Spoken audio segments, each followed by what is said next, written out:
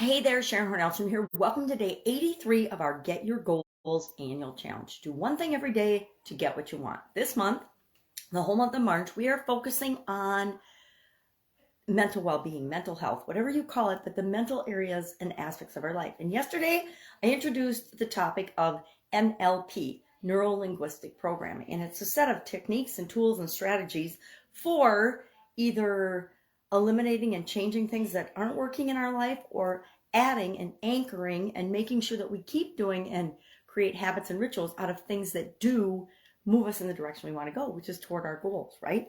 So yesterday, we picked a goal that we're going to work on with respect to our mental well-being. And mine is to reduce stress and thinking around things that really aren't inside my control. So things with other people that I love and care about when they're having challenges, me letting those go and not taking them on personally is the goal in the area I want to work on. So what NLP tools and strategies might I use to apply to that? Or I'm going to share probably 5 at the most, because there's so many. I think I've got 10 or 15 listed, but I don't have time to describe all those. So I'm going to quickly describe them.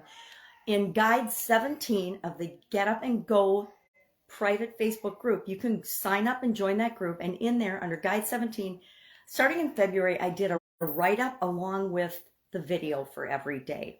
And I'm just experimenting with it. I'm actually using the AI ChatGPT to get more information on the topic we're talking about, just as a test to learn a new technology, which I guess, AI, artificial intelligence, is a new technology, and see what kind of results I get. And so it's not edited, it's not awesome, but it is good information. It's good general knowledge type information, not specific. But under there, I have a sentence or two about each of these different tools and strategies, and even some of them that I'm not going to have time to talk about today. And our action item, I'm going to tell you that right off the bat, is to apply one of these tools or one of these techniques to the goal that you want to achieve. Whether it's to stop doing something or start doing something, to eliminate something from your life or add something to your life, but all around our mindset, our mental well-being, our mental health thinking. And I guess stress is usually, for me, caused by me going down one of those negative spirals of thought. So I guess the goal is to stop a negative spiral as quickly as possible and flip that around, which is one of the techniques. It's called the swish technique, or the swish frame. That's not even called a swish frame. It's called the swish pattern. Excuse me. I try to get my terms right. The swish pattern. And what you do is, as soon as you notice something that you're thinking about, you switch it around. I call that one flip switch from Lynn Grabhorn. We've talked about that. But you swish it by going from the negative to the positive as quickly as you possibly can. And then you can change the modality of it. You can add different sounds and sights and colors and shapes and brightness and big or small images to make that even more effective. Again, that's a more advanced way of doing it, but that's one.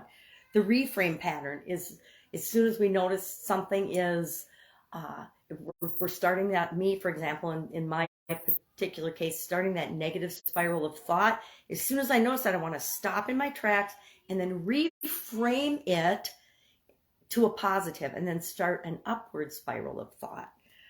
The outcome frame is when we think about what we want and work backwards. What does my thinking need to be in order to create that in my life? Circle of excellence. This is a really good one for improving my self-confidence or my self-esteem.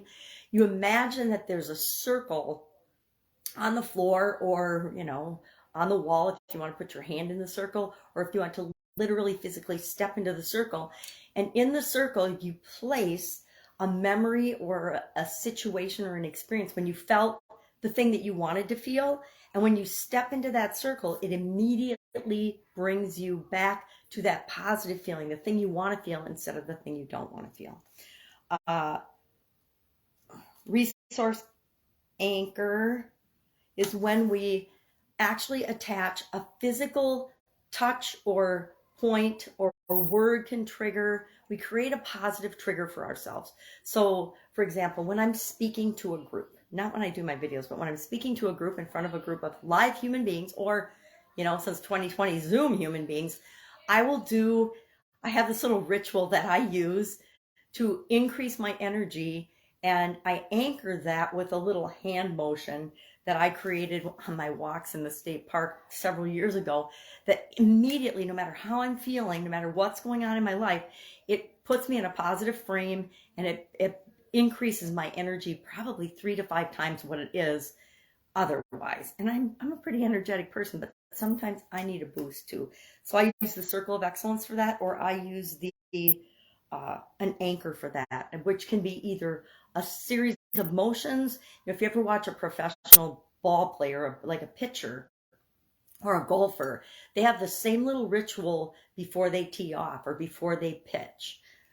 Let's see, what are some other techniques? Swish pattern we talked about. There's a timeline technique, which we'll talk about. Again, I said yesterday, I will make sure that through the course of this year, I incorporate each and every one of these NLP things because they're that powerful, and we can use them for every area and aspect of our life to get more of what we want and to eliminate the things that we don't want.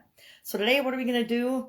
What else have we got? The 6-step reframe, the outcome reframe, the reframe pattern, and that's enough. And then there's the belief change pattern, and there's a bunch. Anyway, I have at least, I don't know, 1, 2, 3, 4, 5, 6, 7, 8, 9, 10 or 12 listed.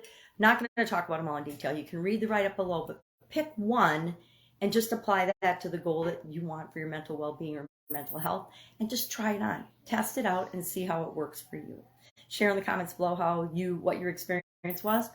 I will do the same. I don't know which one I'm going to apply today. I will think, because I could actually use all of them. I could twist every single one of them and use it. And so maybe I'll need to use more than 1 or 2 of the strategies to change that belief and change that and get my goal. All right, any questions? Ask. Otherwise, I'll be with you tomorrow.